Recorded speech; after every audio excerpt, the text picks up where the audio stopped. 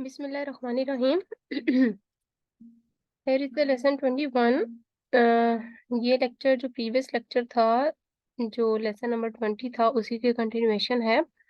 इसमें हम कम्युनिकेशन के डिफरेंट प्रिंसिपल और कम्युनिकेशन के डिफरेंट टाइप्स या फिर इफेक्टिव कम्युनिकेशन कैसे बनाई जा सकती है, हम ये पढ़ेंगे। ओवरव्यू में यही चीजें इन्होंने बताई हैं और एक ये डेफिनेशन ऐड की है जो हम पहले भी रीड आउट कर चुके हैं। Is the sharing of information between two or more individuals or groups to reach a common understanding. दो या दो से ज्यादा इंडिविजुअल्स का आपस में इंफॉर्मेशन शेयर करना और फाइनली वो अंडरस्टैंडेबल हो और अंडरस्टैंड हो जाए। कम्युनिकेशन के दो कंपोनेंट्स हैं, sharing of information, information share करना, और एक कॉमन अंडरस्टैंडिंग तक पहुंच जाना।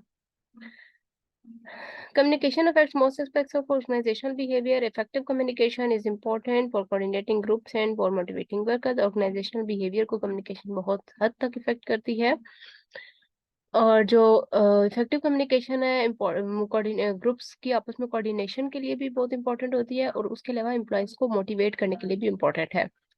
फंक्शंस क्या है कम्युनिकेशन के? Organisations include providing knowledge, knowledge provide करना, मोटिवेट करना ऑर्गेनाइजेशन मेंबर्स को, कंट्रोल करना, होल्ड ओवर करना, कोऑर्डिनेट करना इंडिविजुअल्स की एफर्ट्स को, और फीलिंग्स या इमोशंस या आप जो सोच रहे हैं या अपने इजहार ख्याल करना, अपने ख्यालात का इजहार करना, सॉरी। कम्युनिकेशन प्रिंसिपल्स कितने हैं? 7 कम्युनिकेशन प्रिंसिपल्स हैं, ठीक है। The number 1, communication has a purpose. Communication का एक पर्पस होता है, मकसद होता है, और कम्युनिकेशन एक कॉन्टिन्यूस प्रोसेस है जो सेंडर और रिसीवर के दरमियान चलता रहता है। Communication message very in conscious in coding. जो कम्युनिकेशन मैसेज होता है वो कोडिंग के लिहाज से मुख्तलिफ हो सकता है। कम्युनिकेशन रिलेशनल होती है, रिलेशनशिप होता है between sender and receiver.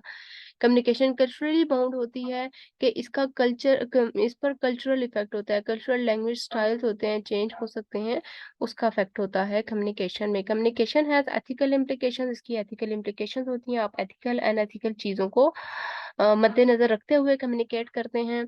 And communication is learn, communication is एक लर्निंग प्रोसेस भी होता है। आप जितना ज्यादा कम्युनिकेट करते हैं, जितना ज्यादा एक दूसरे से इंटरेक्ट करेंगे, बात करेंगे, आपको आपकी वोकेबलरी अच्छी होती है, वोकेबलरी आपकी अच्छी होती है, आपको वर्ड्स मिलते हैं, न्यू न्यू वर्ड्स आप सीखते हैं। और जब इंफॉर्मेशन शेयर की जाती है तो लर्निंग तो ऑटोमेटिकली होती है।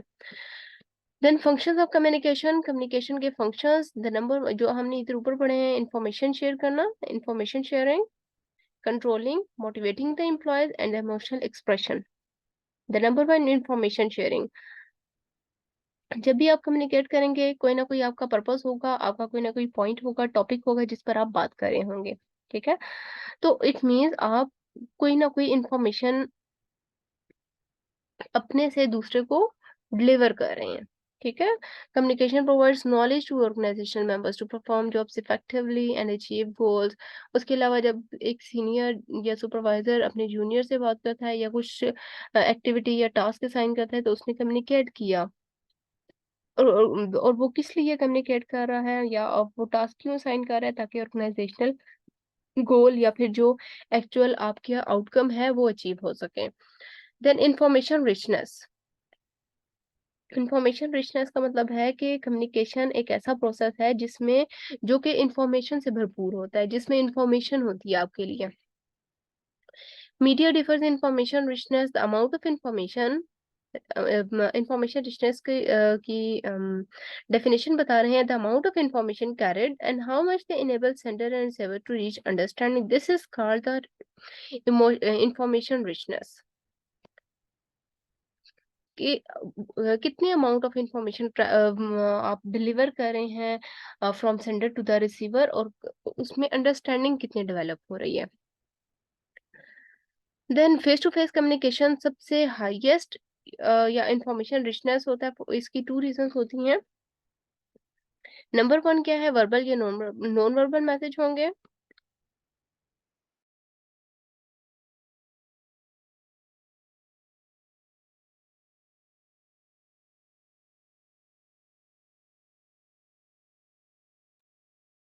नंबर 1 वर्बल या नॉन वर्बल कम्युनिकेशन हो सकती है इसमें। वर्बल नॉन वर्बल हम लास्ट चैप्टर में रीड आउट कर चुके हैं। नेक्स्ट हाईएस्ट मीडियम क्या होता है इंफॉर्मेशन रिचनेस, जिसमें सबसे ज्यादा इंफॉर्मेशन प्रेजेंट होती है, वो verbal communication electronically transmitted over phone lines. Electronically अगर आप ट्रांसमिट कर रहे हैं फोन लाइन या ईमेल या फैक्स के थ्रू आप इंफॉर्मेशन शेयर कर रहे हैं, दिस इज सेकंड हाईएस्ट। ठीक है, फर्स्ट पर फेस टू फेस कम्युनिकेशन आती है। The second function of communication is motivating organizational members. Organizational members को motivate करने के लिए आप एक अच्छी effective communication करेंगे। आप organizational goals properly explain करेंगे, ample clear होंगे, precise होंगे, accurate होंगे, clearly defined goals जब आप दूसरे को communicate करेंगे और साथ दूसरे को motivate भी करेंगे to do that specific task. Then controlling and coordinating individual efforts. जो इंडिविजुअल एफर्ट्स होती हैं, ग्रुप एफर्ट्स की बात नहीं हो रही बल्कि इंडिविजुअल एफर्ट्स की बात हो रही है कि आप कम्युनिकेशन के थ्रू कंट्रोल कर रहे होते हैं दूसरों की एक्टिविटीज को और कोऑर्डिनेशन में हेल्प आउट कर रहे होते हैं। अगर कोई ग्रुप मेंबर्स में आप ग्रुप में अगर आप कोई इंफॉर्मेशन शेयर कर रहे हैं तो आपस में एक कोऑर्डिनेशन का रिसोर्स बनती है communication. Expressing feelings and emotions, अपने फीलिंग्स को, एहसासात को, इमोशंस को और अपने ख्यालात का इजहार करने के लिए भी आप कम्युनिकेशन का सहारा लेते हैं। Communication allows people to express feelings and emotions because workers moods influence behaviour, perception, evaluation of people and situation. क्योंकि और जो आपके सुपरवाइजर का जो बिहेवियर होगा या आपके सीनियर का जो बिहेवियर होता है वो आपके मूड पर, आपके बिहेवियर पर, आपकी बहुत ज्यादा इन्फ्लुएंस करता है। आपका बिहेवियर चेंज हो सकता है because of the behaviour of your senior. Then interpersonal communication की आगे डिफरेंट टाइप्स हैं। Oral communication, written communication and the non verbal communication. Oral communication बोल कर जब आप बात करते हैं, ठीक है। इसके एडवांटेजेस डिसएडवांटेजेस बताए हैं कि ओरल कम्युनिकेशन में स्पीड होती है, आप टाइम कंज्यूमिंग प्रोसेस नहीं होता ये, और feedback, to and fro feedback होता है between sender and the receiver. इसका डिसएडवांटेज क्या होता है? Distortion of the message, message distort हो सकता है। रिटन कम्युनिकेशन में ये टेंजिबल होता है और वेरीफाइबल होता है, ठीक है। अगर आप रिटन फॉर्म में कुछ कम्युनिकेट करते हैं तो आपके पास एक एविडेंस होता है रिटन फॉर्म में, और ये टेंजिबल है कि आप उसको टच कर सकते हैं, लाइक हार्ड कॉपी पे या रिटन फॉर्म में आप कुछ लिखते हैं। देन डिसएडवांटेज इसका क्या है? It is time consuming and lakhs feedback. अगर आप वर्बली बात कर रहे हैं, बातचीत कर रहे हैं, तो आपका टाइम कम लगेगा, ठीक है, टाइम वेस्ट नहीं होगा। जबकि अगर आप रिटर्न में लिखना शुरू रिटर्न कम्युनिकेशन करते हैं तो आपका टाइम कंज्यूम होता है बहुत। And it also likes feedback. Suppose आपने ईमेल की और उसका रिस्पॉन्स नहीं आया तो फीडबैक लॉस भी तो हो सकता है इसमें। It is a lacking feedback process. Non verbal communication, जिसमें आप सिंबल्स या फिर कोई इस अदर कोई पिक्चर्स वगैरह यूज करते हैं टू कन्वे योर मैसेज। इसके एडवांटेज क्या है? Sports other communication and provides observable expression. ये एक ऑब्जर्वेबल एक्सप्रेशन आपको प्रोवाइड कर रहा होता है कि आप किसी चीज को या पिक्चर को या इमेज को देखकर ऑब्जर्व कर रहे होते हैं और उसको डीप एनालिसिस करके उसको अंडरस्टैंड करते हैं। डिसएडवांटेज इसका क्या है? मिसपरसेप्शन हो सकती है बॉडी लैंग्वेज की या गेस्चर की। Next is the communication network. Communication networks 4 types के हैं: wheel, chain, circle and all channel. जो हमने लास्ट टाइम इनके नाम पढ़े थे, अब हम इसकी डिटेल पढ़ेंगे। सबसे पहले तो आप ये डायग्राम देखें, फिर हम ऊपर इसकी डिटेल पढ़ेंगे। देखिए, व्हील नेटवर्क में क्या है कि एक सेंट्रल पर्सन है जिसके पास इंफॉर्मेशन आई। ये ऊपर सुपरवाइजर है, सपोज इसने एक सेंट्रल पर्सन को इंफॉर्मेशन डिलीवर की। अब ये आगे सबको इंफॉर्मेशन दे रहा है। This is the wheel type. अब ये व्हील जिस तरह टायर होता है उसकी स्पाइक्स होती हैं, उस तरह का एक कम्युनिकेशन नेटवर्क बना हुआ है। This is the wheel type communication network. Chain network क्या है कि एक पर्सन को इंफॉर्मेशन मिली, उसने नेक्स्ट को बताई, उसने नेक्स्ट को बताई, नेक्स्ट को एंड नेक्स्ट को, एक चेन बन गई। This is the chain network, chain communication network. Then all channel में क्या होता है कि टू एंड फ्रो आपस में कॉन्टिन्यूस कम्युनिकेशन कंटिन्यू रहती है। This is all channel network. बाकी तमाम जो कम्युनिकेशन नेटवर्क है उनका सबको कंबाइन कर दिया जाए, this is the all channel communication network. Now moving towards it's detail. अब डिटेल में ऐसा जितना डीप नहीं है, बट आप सिंपली इसकी डेफिनेशन लिखें और बाकी अपने वर्डिंग में एक्सप्लेन कर सकते हैं। Wheel network most information travels through one member, ज्यादा इन्फॉर्मेशन इसमें एक ही मेंबर से ट्रेवल करती है, जो रिसीव करता है all messages from other group members and is the sole sender of messages to them, और वो एक अकेलौता होता है जो मैसेज उन तमाम मेंबर्स तक डिलीवर कर रहा होता है।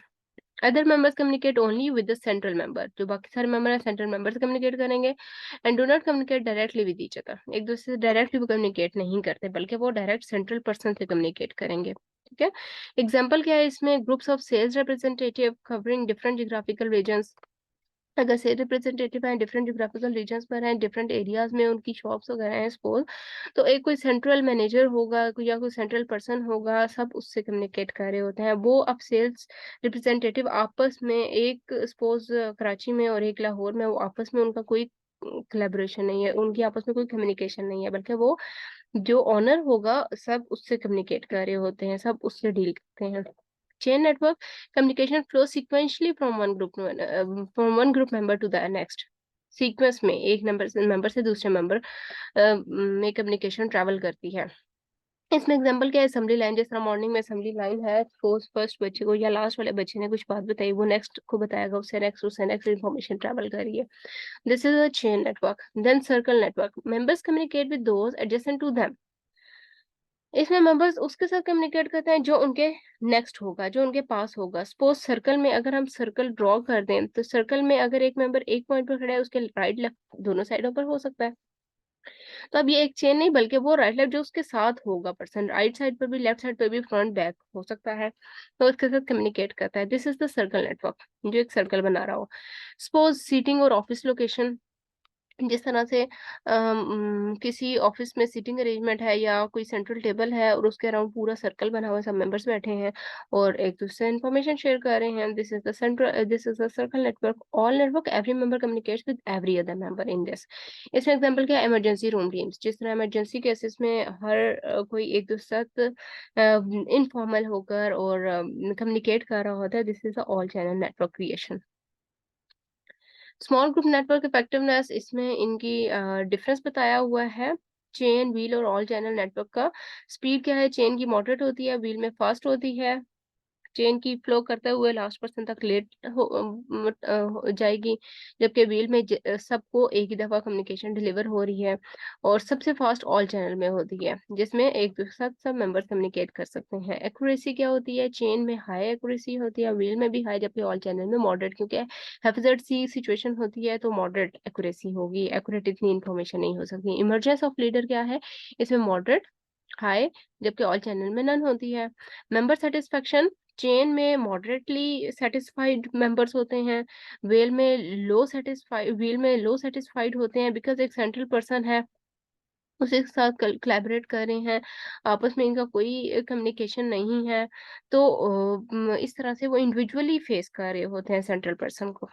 देन ऑल चैनल में, इसमें मेंबर सेटिस्फेक्शन सबसे ज्यादा हाई होती है, बिकॉज सब मेंबर एक दूसरे के साथ कम्युनिकेट करते हैं और कॉमन अंडरस्टैंडिंग तक पहुंच जाते हैं। गाइडलाइंस फॉर इफेक्टिव स्पीकिंग की गाइडलाइंस में आपको अपना पर्पस ऑफ कम्युनिकेशन पता हो, मकसद क्या है, आप बात किस मकसद के लिए कर रहे हैं।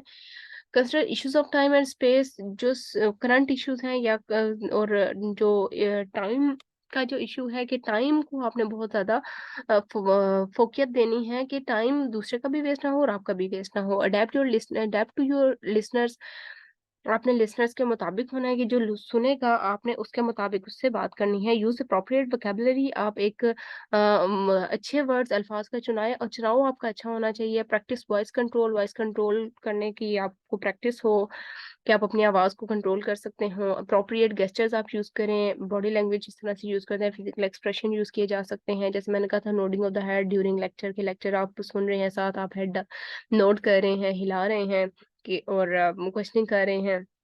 तो इस तरह की होती हैं अप्रोप्रिएट गेस्चर्स वगैरह के, जिससे दूसरे को आप ये रियलाइज करवाते हैं कि आप उसको एक्टिवली सुन रहे हैं। तो इस तरह, और जब आप दूसरे को समझा रहे हो तो आप गेस्चर चूज करते हैं, कि आप दूसरे को एक्चुअली मोटिवेट कर रहे हैं to listen yourself. Organise your presentation, आपके प्रेजेंटेशन ऑर्गेनाइज्ड हो, हैफेजर्ड सी ना हो। गाइडलाइंस फॉर एक्टिव लिसनिंग, ये तो स्पीकिंग के लिए थी, इफेक्टिव स्पीकिंग के लिए अगर आप अच्छे इसको हम कहते हैं समात सामयीन, जो सुनते हैं, ठीक है? अगर आप एक अच्छे सामीन बनना चाह रहे हैं, तो उसके लिए आपको क्या करना है, फिज़िकल एनवायरनमेंट कंट्रोल हो, अलर्ट हो आप, एक्टिव हो, एक्टिवली सुन रहे हो, मेंटली प्रिपेयर्ड हो, इमोशनली आप प्रिपेयर्ड हो कि अगला जो सुना रहा है आपको बंदा या आपको जो भी सेंटर इन्फॉर्मेशन शेयर कर रहा है, आपको उसको इमोशनली आप एग्ज़ॉस्ट ना हो जाएँ या फिर इमोशनली आप उस पर बिहेव ना करें। अटेंटिव हो, नॉन वर्बल क्यूज़ आप यूज़ कर सकते हैं, जिस तरह nodding of the hand, using gestures and asking questions, distinguish among facts, inferences and value judgements. इनके दरमियान में आपको फ़र्क वाज़ेह हो, ऑफर एंड सॉलिसिट फीडबैक और आप प्रॉपर फीडबैक भी दे रहे हों। तो ये एक्टिव लिसनिंग की पहचान है। जेंडर कम्युनिकेशन डिफरेंसेस क्या है मेन? जो आदमी होते हैं, ज़्यादातर जो जेंट्स हैं, मेल्स हैं, gives advice quickly and directly, ये फ़ौरन से एडवाइस भी देते हैं ड्यूरिंग कम्युनिकेशन और डायरेक्ट एडवाइस देते हैं, ठीक है? जबकि वुमेन क्या करती हैं, एडवाइस इनडायरेक्टली दे रही होती हैं, मतलब इनडायरेक्टली दूसरे को इशारा दे रही हैं, कोई नसीहत दे रही हैं and reluctantly. They avoids asking for information. जो मेल होते हैं वो ज़रा इंट्रोवर्ट होते हैं, वो इन्फॉर्मेशन पूछना ज़रा कम पसंद करते हैं, जबकि फीमेल जो है वो इन्फॉर्मेशन ज़्यादा एक्सप्लोर करना पसंद करती हैं व्हाइल कम्युनिकेशन। लेस सेंसिटिव होते हैं फीमेल्स, वो इतने इमोशनल इट मीन्स कि वो इमोशनली बहुत इमोशनली हाईली प्रिपेयर्ड होती हैं, जबकि वुमेन जो होती हैं they are more sensitive to non verbal cues. This was the lecture 21। इंशाल्लाह आपको नेक्स्ट लेक्चर 22 में मिलती हूँ। तब तक के लिए अल्लाह हाफिज। लेक्चर अच्छा लगे लाइक करें, शेयर करें, सब्सक्राइब करें। आप सबका बहुत बहुत शुक्रिया। कुछ समझ ना आए तो कमेंट जरूर कीजिएगा। Thank you.